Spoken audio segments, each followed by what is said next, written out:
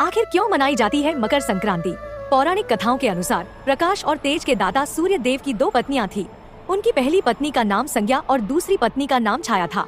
पहली पत्नी संज्ञा से सूर्य देव को दो संतानें प्राप्त हुई, यम और यमी। वहीं दूसरी पत्नी छाया से उन्हें एक पुत्र हुआ, जिन्हें शनिदेव के नाम से जाना जाता है। जब शनिदेव का जन्म हुआ तो उनका रंग काला देखकर सूर्य देव क्रोधित हो गए और उन्होंने शनिदेव को अपनाने से इनकार कर दिया। सूर्य देव का कहना था कि उनका पुत्र इतना काला नहीं हो सकता और पुत्र शनिदेव को अपनाने से इनकार कर दिया और सूर्य देव ने माता छाया और शनिदेव को अपने से अलग कर दिया और जिस स्थान पर माता छाया और शनिदेव रहने लगे उसे कुंभ कहा गया।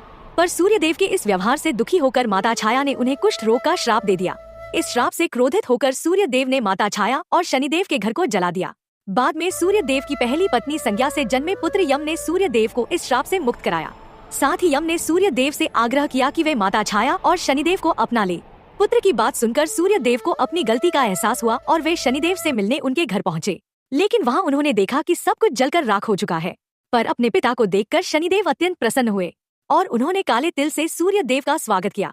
पुत्र के इस प्रेम और सम्मान को देखकर सूर्य देव भी बहुत प्रसन्न हुए। उन्होंने शनिदेव को एक नया घर प्रदान किया जिसे मकर कहा गया। साथ ही सूर्य देव ने शनिदेव को कुंभ और मकर दोनों राशियों का स्वामी बना दिया और फिर सूर्य देव ने वरदान दिया कि मकर संक्रांति के दिन जो व्यक्ति सूर्य देव को काले तिल अर्पित करेगा उसके जीवन में सुख समृद्धि की कभी कमी नहीं होगी। और इसी कारण सूर्य देव के मकर राशि में प्रवेश को मकर संक्रांति के रूप में मनाया जाता है।